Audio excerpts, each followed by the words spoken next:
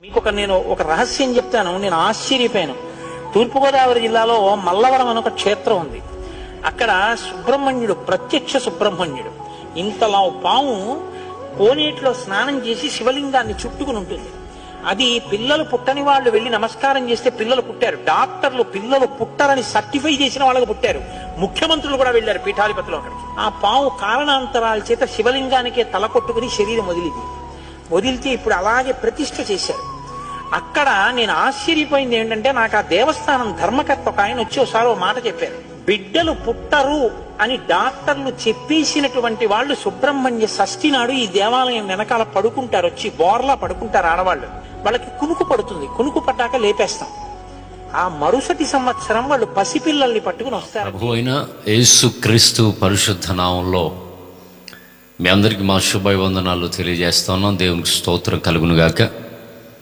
ఒక దేవుని యొక్క పక్షాన దేవుని సన్నిధానంలో ఒక ప్రాముఖ్యమైన విషయాన్ని ప్రేమతో తెలియజేయడానికి ఈ వీడియో మీకు అందిస్తున్నాం. తప్పక అనేకులకు షేర్ చేయండి. ఇందులో ఉన్న ప్రాముఖ్యమైన కొన్ని విషయాలు అనేకులు అర్థం చేసుకోవాలని ప్రేమతో తెలియజేస్తూ ఉన్నాం.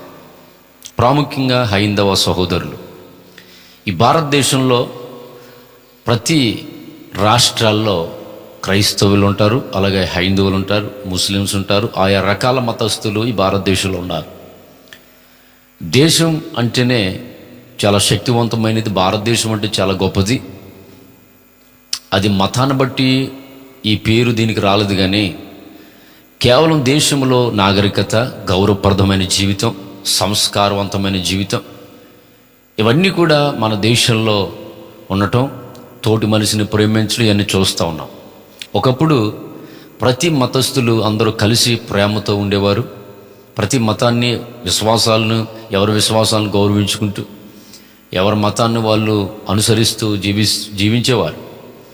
కొన్ని సంవత్సరాలుగా మన భారతదేశంలో కూడా మతోన్మాదం అనేటువంటిది పెరిగిపోవటం, మతోన్మాది యొక్క ఆగడాలతో క్రైస్తవుల మీద దాడి చేయడం, చర్చిలను నాశనం చేయడం, లేదా పాస్టర్స్ని విమర్శించడం, లేకపోతే ఏదైనా తేడా వస్తే వాళ్ళని కొట్టడం, ఇంకా గట్టిగా మాట్లాడి చంపడం, ఇట్లాంటివన్నీ కూడా మనం చూస్తూ ఉన్నాం మన భారతదేశంలో. కానీ వాస్తవానికి మీకు ఇందాక ఒక వీడియో చూపించాను. తమ్ములైన్లో పెట్టినటువంటి వాళ్ళిద్దరూ కూడా ఈరోజు నేను ఉదయం లేచిన వెంటనే చాలు వాళ్ళ ధర్మం గురించి ప్రకటన చేయరు. వాళ్ళు ఇప్పుడు కూడా వాళ్ళ యూట్యూబ్ ఛానల్లో వాళ్ళ ధర్మానికి సంబంధించిన ఏమి ఉండవాలి, ఎప్పుడు క్రైస్తవ్యం మీద పడి వేడవటం, పాస్టర్స్ని విమర్శించడం, దశంబాల గురించి మాట్లాడటం, లేదా సేవకుల మీద నిందలేసి తప్పుడు వీడియోలు చూపించటం, లేదా గర్వాపసి అని చెప్పి వాళ్ళ దగ్గర ఉన్న టీమునే క్రైస్తవ్యాన్ని విడిచిపెట్టేసినట్టుగా వాళ్ళని చిత్రీకరించడం, అనేకులకు వారు ఆ క్రైస్తవ్యాన్ని చెడ్డగా ప్రచారం చేయటం అనేది వాళ్ళ వీడియోస్లో చూస్తూ ఉంటాం. ఎందుకంటే వాళ్ళు ఉదయం లేస్తేనే ఈ విధమైనటువంటి వీడియో చేయకపోతే వాళ్ళకి వ్యూస్ రావు. ఎప్పుడైనా సరే ఈ కరుణాకర్ అన్నవాడు కానీ, ఆ రాధా మనోహర్ దాస్ అలియాస్ మోహన్ రావు అన్నవాడు కానీ, వీళ్ళు వాళ్ళ గ్రంథాల గురించి ఎప్పుడు చెప్పరు. ఎందుకంటే వాళ్ళ గ్రంథాల్లో ఉన్నటువంటి సారాంశం కానీ, నిజం కానీ, ఆ వేదాల్లో ఉన్నటువంటి ఆ విషయాలు కానీ వాళ్ళకి తెలియదు. ఎందుకంటే వాళ్ళు చదివేడిసినటువంటి వ్యవహారాలు కాదు.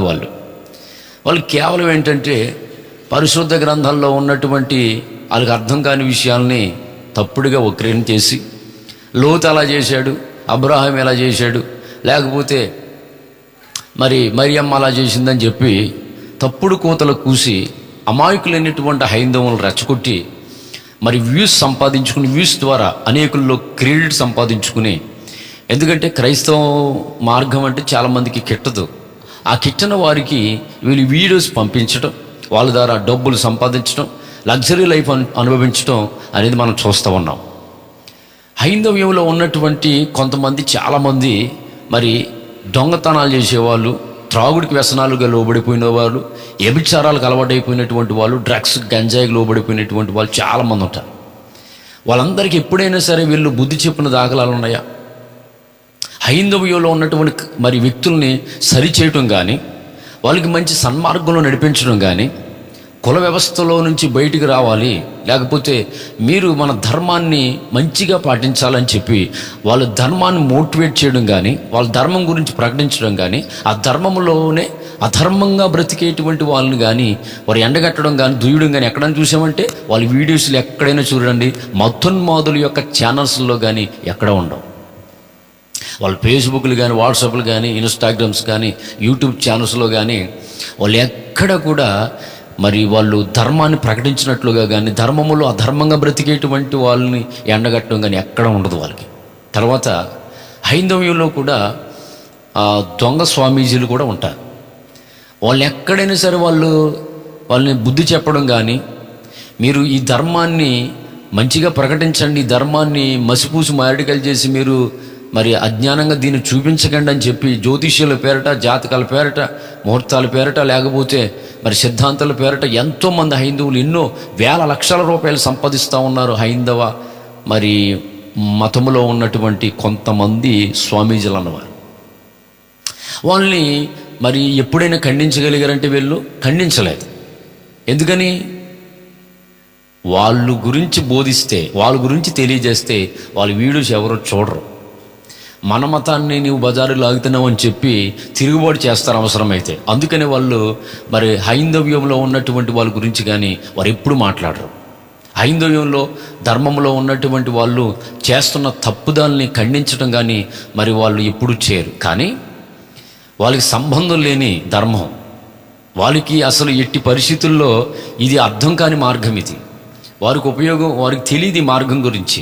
పరిశుద్ధ గ్రంథం గురించి వారికి తెలియదు. వారికి పరిశుద్ధ గ్రంథం అనేది పరిశుద్ధాత్మ ఉన్న వాళ్ళకి తప్ప లోక సంబంధమైన వ్యక్తులకి ఈ గ్రంథం అర్థం కాదు. మరి వాళ్ళకి ఏదో అర్థమైపోయినట్టు మరి గ్రంథంలో ఉన్నటువంటి విషయాల్ని తప్పుడుగా వక్రీకరణ చేసి లేనిపోని యొక్క విషయాలన్నీ జోడించి మరి లేనిపోయినటువంటి నిందలేసి తెల్లవారితే క్రైస్తవ్యాన్ని విమర్శించడం, నిందించడం చూస్తూ ఉన్నాం. సరే, ఈ విధమైనటువంటి జీవితం అనేది ఉంటుందని, క్రైస్తవ్యం మరి విమర్శిస్తారని ఎన్నో పరిశుద్ధ గ్రంథాల్లో ప్రవచనాలు ఉన్నాయి, ఇలాంటి వాళ్ళు వస్తారని. కానీ వీళ్ళ వల్ల క్రైస్తవుడికి ఎవరికి ఏమీ హాని కలగదు. ఎవడు విశ్వాసాన్ని విడిచిపెట్టి అంత ఈజీగా మరలా తిరిగి వాడు విడిచిపెట్టినటువంటి మార్గంలో వెళ్ళడు. ఎందుకంటే ఇది జీవము కలిగినటువంటి మార్గం. దీన్ని పునాది మీద కట్టాడు దేవుడు. యేసుక్రీస్తు స్థాపించినటువంటి మార్గం సామాన్యమైనది కాదు. దానివల్ల దీంట్లో ఉన్నటువంటి క్రైస్తవుల్ని వెనకలాగడం కానీ, గర్వాపేషణ చేయడం కానీ అనేది అది అసాధ్యం కాదు. ఒకవేళ చేసినా, ఒకవేళ వెళ్ళిపోయినా నో ప్రాబ్లం. ఎందుకంటే సత్యాన్ని నిజంగా గ్రహించిన వాడు, రుచి చూచిన వాడు క్రీస్తు కొరకు బ్రతుకుతాడు. ఒకవేళ నిజమైనటువంటి క్రైస్తవుడు కాదు, ఏదో అప్పులు తీరాలనో కుటుంబంలో కష్టాలు తీరాలనో ఏదో మొక్కుబడికి వచ్చాడు అనుకోండి, వాడు చివరి వరకు, అంతం వరకు కూడా ఈ మార్గంలో వాడు నిలబడ్డు. అయితే ఈరోజు చాలామంది ఈ ఇద్దరు ప్రాముఖ్యంగా ఈ తంబ్లైన్లో పెట్టినటువంటి వాళ్ళు, వీళ్ళని వెంబడిస్తున్నటువంటి కొంత పిల్లకాయ బ్యాచ్ కలిగిన వాళ్ళు క్రైస్తవ్యాలను బడి ఎందుకు ఏడుస్తున్నారు? చర్చికి వెళ్తే రోగాలు తగ్గుతాయా? చర్చికి వెళ్ళిపోతే పిల్లలు పుడేస్తారా? చర్చికి వెళ్తే మీ యొక్క అప్పులు తీరిపోతాయని చెప్పి పాస్టర్స్ ఏదో వాళ్ళ విశ్వాసంతో ప్రార్థన చేసి ప్రజలందరినీ కూడా విశ్వాసంలో బలపరుస్తుంటే, వీళ్ళు ఏం చేస్తున్నారంటే వీడియోస్ని ట్రోల్ చేయటం, దెయ్యాలు ఎలగొడుతున్నారు, లేకపోతే అప్పులు తీరుతాయి, పిల్లలు పుట్టేస్తారా, ఈ పాస్టర్ల ప్రార్థన వల్ల లేదో చేస్తున్నారు, మాయలు చేస్తున్నారు, మంత్రాలు చేస్తున్నారు అని చెప్పి మరి రోజు కూడా వారు యూట్యూబ్ ఛానల్లో విమర్శించడం మనం చూస్తూ ఉన్నాం. మీ ఇందాక ఒక వీడియో చూపించాను. మరి అతను ఏం చెప్తున్నాడు చూడండి. అది ఎక్కడో ఒక గుడి ఉందంట, ఆ గుడి దగ్గరికి వెళ్ళి పడుకుంటే వెంటనే పిల్లలు పుట్టేస్తున్నారంట. ఇప్పుడు వాళ్ళ నమ్మకం వాళ్ళది, వారి విశ్వాసం వాళ్ళది. నేను ఎందుకు ఈ వీడియో ప్రశ్నిస్తున్నానంటే, మీ హైందవ్యంలో ఉన్నటువంటి ప్రజలకు ఆ గుడి దగ్గరికి వెళ్తే పిల్లలు పుడతారని వాళ్ళకి విశ్వాసం ఎలాగైతే ఉందో, నేడు క్రైస్తవులకు కూడా చర్చికి వస్తే దేవుడు సంతానమిస్తాడని, దేవుడు తమకున్నటువంటి కష్టాల నుంచి, రోగాల నుంచి విడిపిస్తాడని ఒక నమ్మకంతో వాళ్ళు వస్తారు. మీకు సంబంధం ఏంటి? మీ గుడుల్లోకి వెళ్ళి కాస్త కునుగుబట్టి నిద్రుంటేనే పిల్లలు పుడుతున్నారని చెప్పి అంటున్నాడు అతను, ప్రచారకర్త ఒక ఆయన. మరి క్రైస్తవ్యంలో కూడా చర్చికి వస్తే దేవుడు ఉపకారం చేస్తాడని వస్తారు. నీకు సంబంధం ఏంటి విమర్శించడానికి? మీకు ప్రశ్నించడానికి కానీ క్రైస్తవ్యం గురించి విమర్శించడానికి సంబంధం లేదు. ఎందుకంటే క్రైస్తవ్యంలో ఏదైనా ఒకవేళ తప్పిదాలు జరిగితే దాన్ని పాస్టర్స్ని సరిచేయటానికి పెద్ద బోధకులు, ఘనమైనటువంటి పరిచర్య చేస్తున్నటువంటి వారు, మరి సేవ చేస్తున్నటువంటి వారిలో క్రైస్తవ్యంలో మంచి సేవకులు ఉన్నారు, వాళ్ళు సరి చేస్తారు. లేదా ప్రభువు వారిని తప్పకుండా తీర్పు తీరుస్తాడు. మీకు సంబంధం లేదు. మీ గ్రంథాల గురించి మీరు ఏడవాలి, లేకపోతే మీ మతంలో ఉన్నటువంటి తప్పుదాలు మీరు సరి చేసుకోవాలి తప్ప ఎదుటి మార్గాన్ని కానీ విమర్శించడానికి, దూషించడానికి మీకు అవకాశం లేదు. అయినా సరే మీరు ఎందుకు చేస్తారంటే, మరి రోజు గడవాలిగా, మీకు ధనధాన్యాలు రావాలిగా, మీకు భిక్షం రావాలిగా, మీకు డబ్బు కావాలిగా, మీరు లగ్జరీ లైఫ్ అనుభవించాలంటే ఏం చేయాలి? మీ గ్రంథాల గురించి బోధిస్తే ఎవడ చూడటం.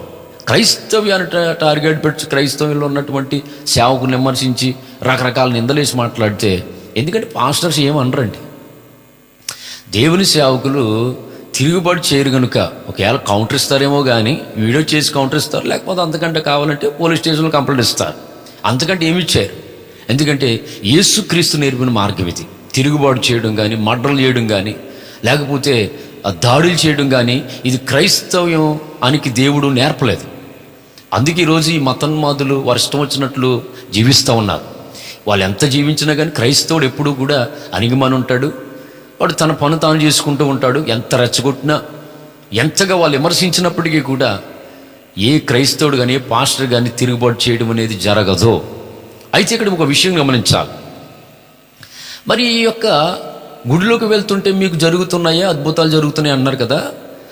మరి క్రైస్తవులు కూడా చర్చికి వెళ్తే వాళ్ళకి అద్భుతాలు జరుగుతున్నాయి. వాళ్ళ విశ్వాసం, ఎవరి విశ్వాసం వాళ్ళది కదా, ఎవరి భక్తి వాళ్ళది. మరి ఎవరి భక్తి వాళ్ళది అన్నప్పుడు మీరు పాస్టర్లో ప్రార్థనలకి పిల్లలు పుట్టేస్తారా? ప్రార్థనలకు అప్పులు తీరు, ప్రార్థనలకి రోగాలు వెళ్ళిపోతాయి, దేలైపోతాయి, ఇంకా హాస్పిటల్ ఎందుకని మీరు ఎలా విమర్శిస్తున్నారు? దయచేసి గుర్తుపెట్టుకోండి. దశంభాగాలు అని చెప్పి మీరు చాలా ఎక్కువ చేస్తూ ఉన్నారు. మీకు ఒక విషయం చెప్తాను. పరిశుద్ధ గ్రంథంలో దశంభాగాల గురించి వ్రాయబడింది, అది మీకు తెలియదు. తెలియనటువంటి ఈ సత్యాన్ని మీరెందుకు మరి పాస్టర్లు దశంభాగాలు అడుగుతారని ప్రతిసారి కూడా ఏడుస్తారు? మీకు సంబంధం ఏంటి? మిమ్మల్ని ఏమైనా అడిగారా పాస్టర్లు?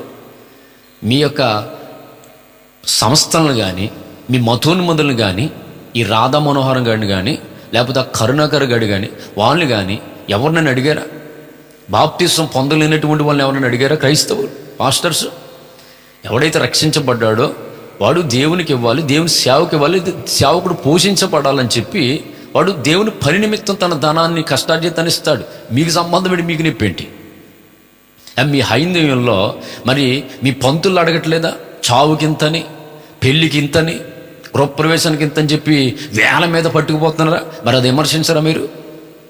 ఒక వ్యక్తి చచ్చిపోతే అది పేరన ఇన్ని పెట్టాలని చెప్పి ఒక అర్చకుడు ఎన్ని పట్టుకెళ్ళిపోతున్నాడు, 1000 రూపాయలు పట్టుకెళ్తున్నాడు.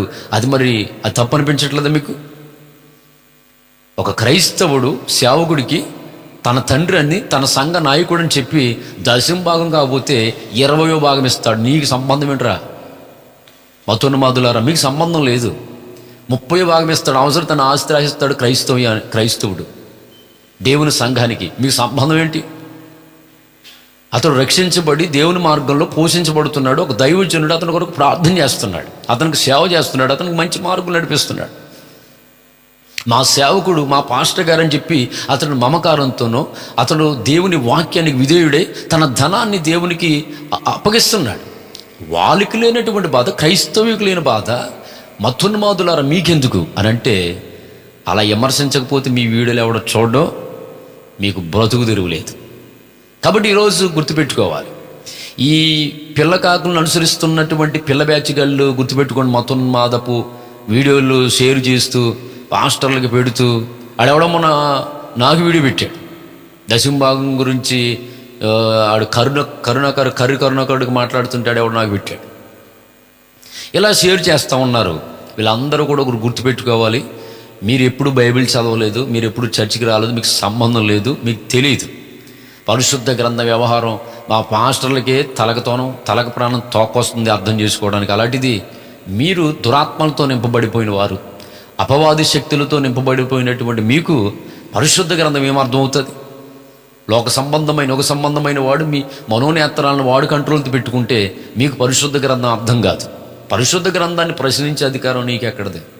అందుకని ఈరోజు ఈ మతోన్మాదపు శక్తులతో ఉన్నటువంటి వాళ్ళ యొక్క వీడియోస్ని షేర్ చేస్తూ అనేక మంది తెలియనటువంటి అమాయకపు హైందవులు చాలామంది అయ్యే నిజాలనుకుని వీళ్ళు కూడా వాళ్ళని చూసి నేర్చుకుంటున్నారు. దయచేసి ఈ వీడియో అనేకలకు షేర్ చేయండి. ఎందుకంటే ప్రతి మతాల్లో కూడా చెత్త ఉంటుంది, మతంలో ఉండదు. మతాన్ని ప్రకటించే వారిలో ఉంటుంది, పాటించే వారిలో కూడా తేడాగాలు ఉంటారు. కానీ మార్గంలో చెత్త అనేది ఉండదు. అందుకే యేసుక్రీస్తు మార్గంలో యేసుక్రీస్తు బోధించినటువంటి ఆ వాక్యపు ఉపదేశంలో ఎక్కడ కూడా కల్తీ కానీ దోషం కానీ లేదు. ప్రపంచంలో ఎంతమంది ప్రయత్నం చేసినా దాన్ని ఎవడు కూడా కనిపెట్టలేడు, దాన్ని ఎవడు కూడా నిరూపించలేడు, ప్రూఫ్ చేయలేడు. పరిశుద్ధ గ్రంథం ఆదికాండ ప్రకటన గ్రంథం వరకు కూడా బైబిల్ గ్రంథాలు తప్పంది నిరూపించగలిగిన దమ్మున్నటువంటి వాడు ఈ ప్రపంచంలో ఎవడు లేడు. వాళ్ళు ఎంతమంది సవాల్ చేసుకున్నా, ఎంతమందిని బిరుదులు పెట్టుకున్నా, నేను ప్రశ్నిస్తాను, నేను పెద్ద తోపు తురుంకానని ఎంతమంది మతోన్మాదులు ఎదురుకొచ్చినా మీ గ్రంథాల గురించి మీకు తెలియనప్పుడు ఎదుటివారి యొక్క ధర్మ గ్రంథం అర్థం కాదు. ఒకప్పుడు వీళ్ళు క్రైస్తవ ధర్మంలో ఉన్నవాళ్ళే, కాకపోతే వీళ్ళకి సరిగా అర్థమై సావక ఏం చేశారంటే వేరొక ధర్మంలోకి పోయారు. పోయిన వాళ్ళు పోయినట్టు ఉంటే బాగుండు సరిపోద్ది, కానీ వీళ్ళు తెల్లారితే చాలు విమర్శిస్తూ ఉంటారు. కానీ విమర్శనంత మాత్రాన ఏ క్రైస్తవుడు కానీ ఏ సేవకుడు కానీ ఎలాంటి నిరుత్సాహం ఉండదు. కాబట్టి ఈరోజు ఈ వీడియో చేయడానికి కారణం ఏంటంటే ఈ మతోన్మాదులు వింటారని కాదు, కానీ వాళ్ళని అనుసరిస్తూ కొంతమంది పిల్లకాయ లాంటి వాళ్ళు ఏం చేస్తున్నారంటే షేర్ చేస్తున్నారు. వాడి వీడియోస్ని చాలామంది షేర్ చేస్తున్నారు.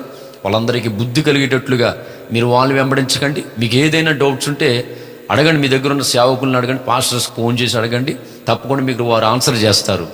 దేవుడు ఈ వాక్యం ద్వారా, ఈ హెచ్చరికల ద్వారా మీ మనోనేత్రాలు ప్రభు తెరిచి ప్రభు మిమ్మల్ని కూడా రక్షించుగాక. ఆమేన్.